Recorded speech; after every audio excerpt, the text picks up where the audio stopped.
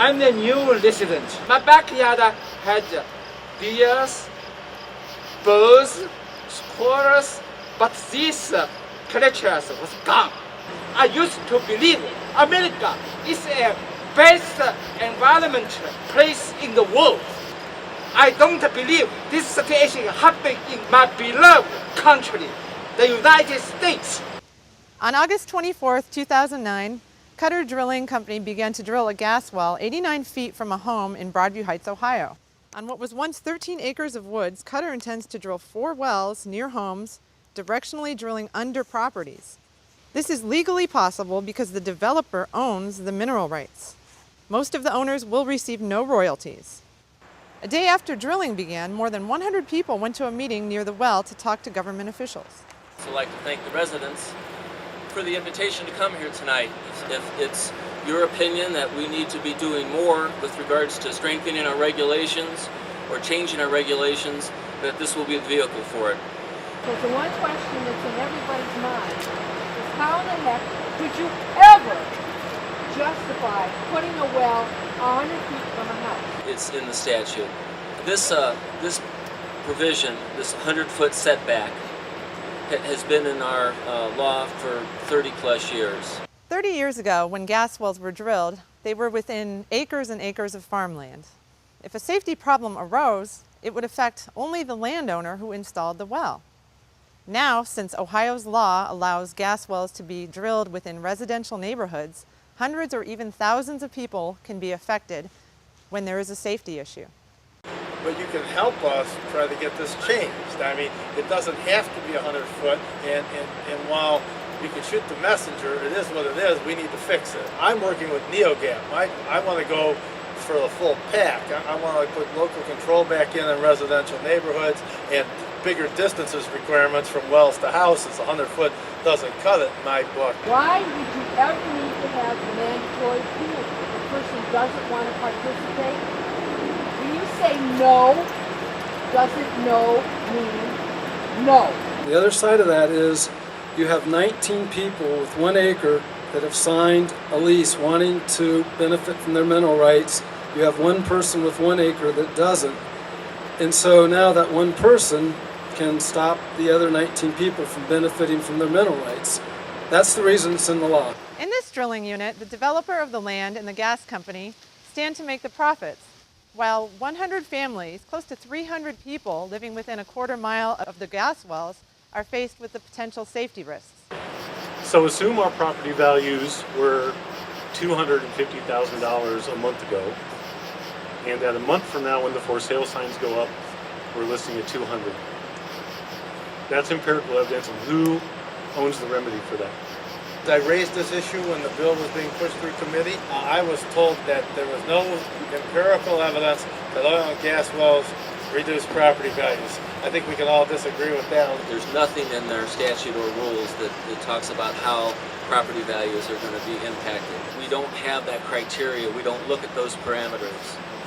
Call that a shortcoming, but it's not part of our criteria when we issue applications and permits in an area. Most homeowners do not want to purchase property near gas wells or without the mineral rights attached. In fact, the Federal Housing Authority will not even approve loans for homes within 300 feet of gas wells. Now, I got a question that I'd love to answer. Why do you get these permits, particularly these urbanized drilling permits?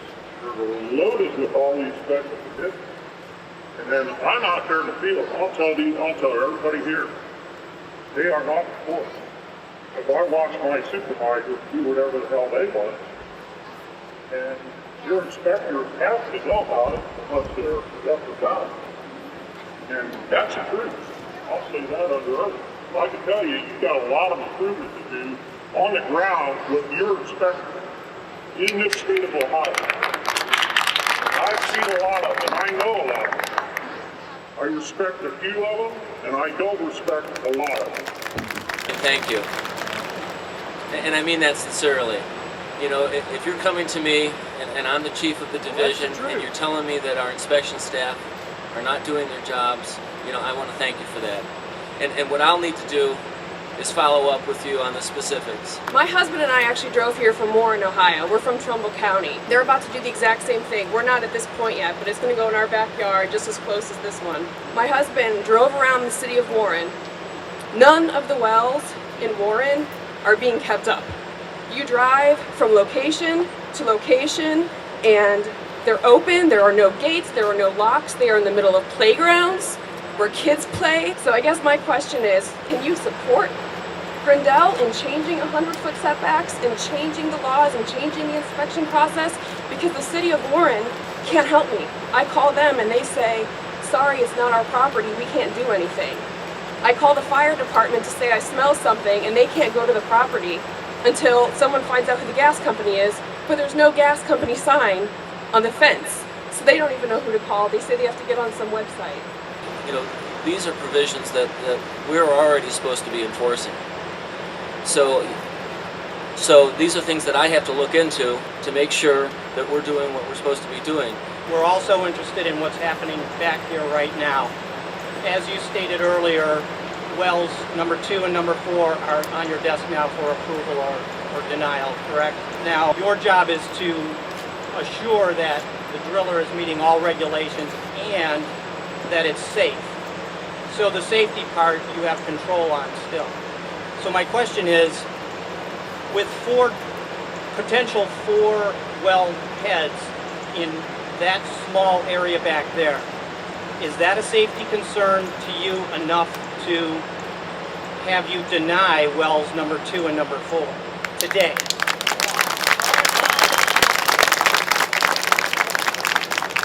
You know, this isn't a unique situation. I looked into this the other day. There's probably several dozen, maybe 100 different situations like this in Northeast Ohio with multiple wellheads on a tract of land like that. We haven't had any problems with them at all. Ohio does not keep a database to track all of the violations and incidents and problems that have gone on with gas wells. One small community has kept track through the local fire department. Gates Mills, Ohio has 43 gas wells and has noted 9 serious problems with the gas well since 2004. That's 19% of the wells in an area having issues. At least there's one saying which we all know: prevention is better than cure. I use that in my profession every day. Are you waiting for a problem to cure it, or you want to prevent it? The way I understand, the legal rules are boundaries so that you don't cross the boundaries.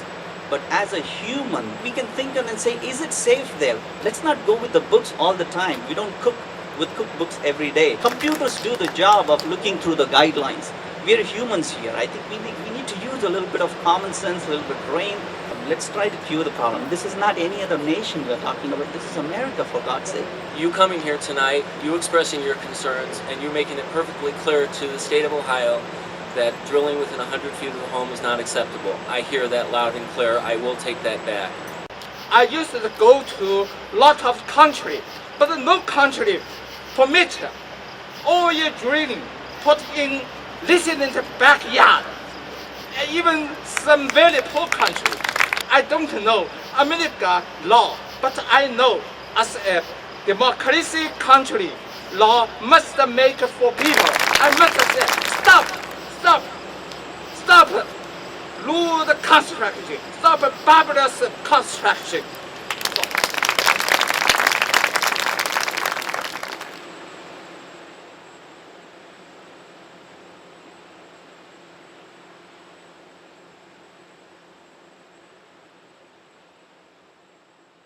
In October 2009, under sponsorship of Senator Grindell, NeoGAP submitted legislation to restore balance to Ohio's gas and oil law. Please write to your senators and ask them to support the NeoGAP Senator Grindell bill this fall.